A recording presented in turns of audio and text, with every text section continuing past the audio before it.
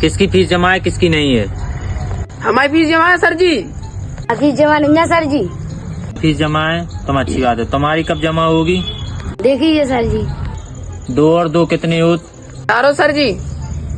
कल ले जाना है, इसका ट्रांसलेट करो इंग्लिश में। हमें नहीं आज सर जी। फीस जमा नहीं करो, फीस जमा नहीं करो। चलो 4 चौको 16। ठीक, बढ़िया। तुम बताओ।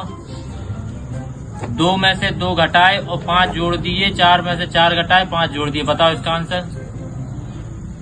पता नहीं है सर जी। पता नहीं है। फीस जमा नहीं करो, फीस जमा नहीं करो। चलो पानीपत का 5वां युद्ध कब हुआ था?